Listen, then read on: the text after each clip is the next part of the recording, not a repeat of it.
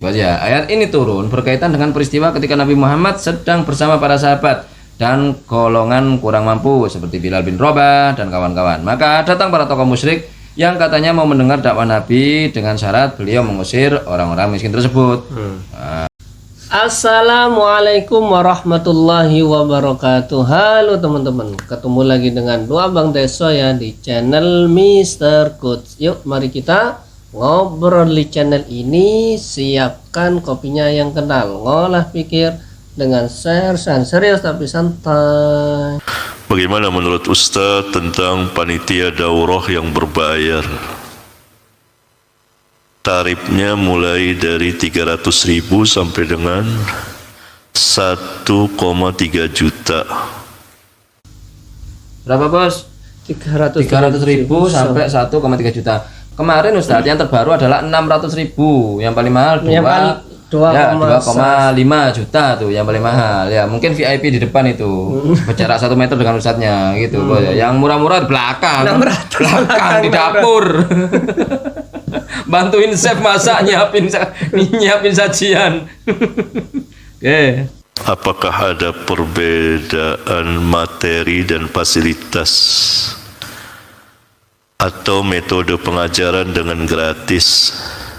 yakni adakah perbedaannya dengan perbedaan materi atau fasilitas yang gratis? Biasanya daurah berbayar ini diselenggarakan di hotel dan tempat sejenisnya. Ikhwan, dalam ilmu yang membedakan itu bukan harta, bukan jabatan, bukan. Dalam majelis ilmu yang membedakan bukan harta dan jabatan, yang membedakan adalah apa? Ilmu. Itu baru bisa dibedakan. Ini majelis daurah para ustadz, para pelajar, itu bisa dibedakan. Sama juga sekolah perguruan tinggi, ada tingkat, ada SD, ada SMP, ada SMA. Ini sepakat kita bos ya, sangat sepakat sekali. Kalau masalah ilmu ya harus dibedakan. Karena apa? Kalau lulusan SD dikasih materi kuliah jomplang kan gitu bos ya. Tapi anehnya Ustadz ya, anehnya tuh Harry Pras yang seharusnya SD tuh dia masuk ke profesor. Dia masuk ke profesor ranahnya tuh. Ya nggak mau dia ke SD. Langsung yang dibahas orang-orang tinggi, orang-orang kuliahan, materi profesor, materi doktor, kayak gitu-gitu. Ini harus dirapikan Ustadz, harus dikondisikan gitu Ustadz ya. Biar gak lilung. Itu yang membedakan ilmunya atau duitnya? Ilmunya, dia lulus masuk SMP, dia lulus masuk SMA, dia lulus lagi masuk kuliah. Nah, kalau yang berbayar itu Ustadz, berarti dia yang seharusnya SD tapi lewat jalur belakang Ustadz. Bisa langsung universitas, langsung kuliah bisa, soalnya lewat jalur belakang, yaitu jalur hotel. Ilmunya tingkat tinggi itu. Langsung ya diajarkan ilmu tingkat tinggi Ustadz ya. Kemudian outputnya Harry Pras itu. Itu duit atau ilmu? Ilmu. Itu bisa dibedakan. Ini majelis khusus para pelajar yang telah mapan, yang bisa berbahasa Arab karena membaca kitab Arab dan seterusnya. Itu bisa dibedakan. Tapi kalau antum sebagai panitia membedakan karena uang, ini berbahaya.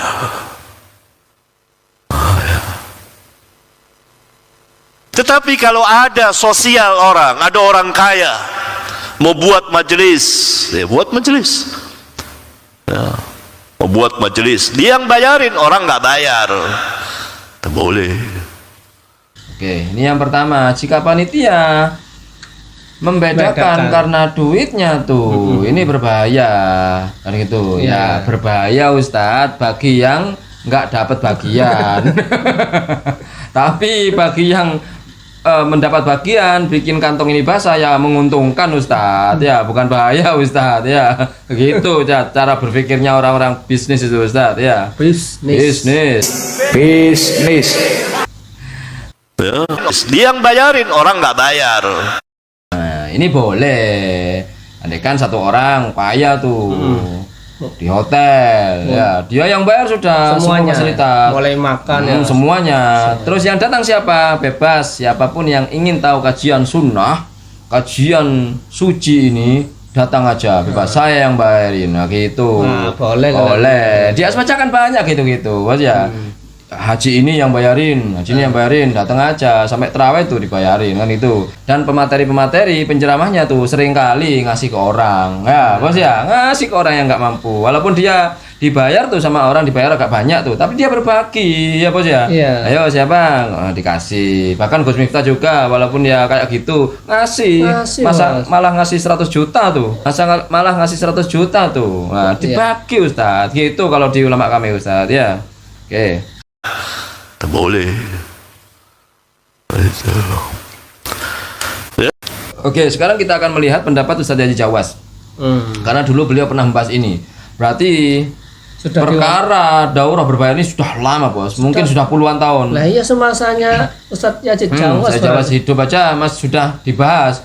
Berarti ini kan sudah lama, tapi terbongkarnya sekarang. yang bikin mencuat gara-gara Pak Riyad Bajri Iya. itu, ya kan? Karena Pak Riyad Bajri dihujat, yang ngudut, nah bongkar sudah, ya kan gitu bos ya. Dulu Pak Haji Jawas bongkar sebenarnya sudah, tapi nggak di-up tuh, nggak di-up, ya kan? Main aman. Nah, oke kita langsung aja ke TKP. Yang ini kalau yang miskin di masjid ngajinya, kalau yang kaya di hotel. Nggak boleh yang seperti itu. Nggak boleh. Allah larang kepada Nabi ketika orang-orang Quraisy Mekah minta mereka sendiri aja yang ngaji. Artinya Nabi nggak boleh bawa orang-orang miskin. Ditegur oleh Allah di dalam Al-Quran. Jadi harus kita perhatikan itu. Kita harus betul-betul nuntut. Jadi harus kita perhatikan itu. Kita harus betul-betul nuntut ilmu karena Allah. Dunia ini jangan dipakai main. Dunia ini memang tempat permainan. Dunia ini tempat permainan. Tapi maksud saya agama jangan dipakai main agama ini. Nah itu dia ya. Nggak boleh bos. Bener memang dunia ini tempat permainan ya. Tapi jangan agama yang dimain-mainkan dong ya. Yang miskin di masjid, yang kaya di hotel. Ini apa-apaan? Manhaj salaf ya. Peganglah dengan gigi geraham. Peganglah dengan gigi geraham ya agar kantongnya tetap tebal. Wah. Berantum tentang yang tadi, yang orang ini bikin kajian khusus orang-orang kaya aja, orang miskin nggak boleh. Ini tertipu, ini dai-nya juga tertipu dengan orang kaya. Saya bacakan hadisnya ya. An Sa'ad bin Abi Waqqas radhiyallahu an qala kunna ma'an Nabi sallallahu alaihi wasallam sittata nafarin faqala musyrikun Nabi sallallahu alaihi wasallam utrud haula'i la yashtari'una alaina wa kuntu ana wa ibn Mas'ud wa rajulun min Hudzail wa Bilal wa rajulan lastu usammiha fa waqa fi nafsi Rasulullah ma syaa Allah ay yaqa fa haddatha nafsahu fa anzala Allah ta'ala wa la tatrul ladzina yad'una rabbahum bil ghadati wa yuridu wajha rawahu Muslim. Dari Sa'ad bin Abi Waqqas radhiyallahu an, kami bersama Nabi SAW 6 orang, kata Sa'ad bin Waqqas. Orang-orang musyrikin berkata Nabi, itu singkirkan dulu orang-orang itu tuh. Oke bos, kita akan mengecek dalil ini bos. Ini sepertinya asbabun nuzul dari sebuah ayat wala taturidil ladina itu bos ya. Kita cek bos ya. Ini sebenarnya ayat yang kami ketahui tentang hal ini teman-teman ada 2 tuh bos ya. Pertama sababun nuzulnya ayat itu wala taturidil ladina itu. Kemudian yang kedua sababun nuzulnya surat Abasa wa Tawalla. Kita cek aja teman-teman ya. Kita langsung ke terjemahnya aja teman-teman ya. Ini ayatnya. Wala tatudril ladzina yad'una rabbahum bil ghadati wal 'ashyi yuriduna wajha. Ma 'alaika min hisabihim min syai'in wa ma min hisabika 'alaihim min syai'in fatatrudahum fatakuna minadh dhalimin. Ya. Janganlah engkau Nabi Muhammad mengusir orang-orang yang menyuruh Tuhannya pada pagi dan petang hari, sedangkan mereka mengharapkan keridhoannya. Engkau tidak memikul tanggung jawab sedikit pun terhadap perbuatan mereka, dan mereka pun tidak memikul tanggung jawab sedikit pun terhadap perbuatanmu, sehingga engkau tidak berhak mengusir mereka. Jika dilakukan, engkau termasuk orang-orang yang zalim. Ya, ayat ini turun berkaitan dengan peristiwa ketika Nabi Muhammad sedang bersama para sahabat dan golongan kurang mampu seperti Bilal bin Rabah dan kawan-kawan. Maka datang para tokoh musyrik yang katanya mau mendengar dakwah Nabi dengan syarat beliau mengusir orang-orang miskin tersebut. Nah, Allah mengingatkan Nabi untuk tidak melakukan itu. Janganlah engkau wahai Nabi mengusir orang-orang yang miskin dan menyeru Tuhannya itu. Gitu bos ya. Ini pertama, betul memang adanya berarti apa yang diceritakan oleh Ustaz Jawas betul adanya bos ya. Kemudian yang kedua teman-teman, ini sababun nuzulnya ayat Abasa wa Tawalla tuh teman-teman ya. Sebab turunnya atau asbabun nuzulnya surah Abasa adalah terkait dengan perlakuan Nabi Muhammad terhadap Abdullah bin Ummi Maktum, seorang sahabat yang buta.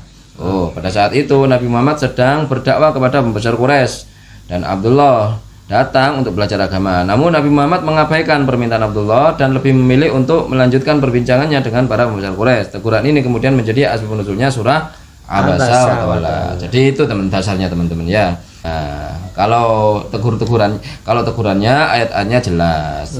Tapi kalau yang melakukan proyek berbayar ini selama ini kita tidak pernah mendengar dalil-dalilnya dari mereka. Mereka hanya bermain logika, cocok logi ya, diibaratkan SD, SMP, padahal nggak cocok sama sekali, bos ya. Nggak cocok sama sekali. Tak matching lah. Bayarnya 1 bulan. 1 bulan. Itu pun berapa ya? Gitu mereka kok pede dulu ya. Bos ya, ngeritik-ngeritik Gus Miftah. Ngeritik Gus Miftah. Kok pede kalian itu? Oke. Cukup sekian untuk hari ini, mudah-mudahan bermanfaat, mudah-mudahan kita bisa bersikap bijak lagi. Ma asabaka min hasanatin faminallah wa ma asabaka min sayyi'atin famin nafsik. Yang baik-baik semuanya datang dari Allah, yang jelek-jelek datang dari kami. Mohon maaf. Wa akhiran kalam. Assalamualaikum warahmatullahi wabarakatuh. Waalaikumsalam.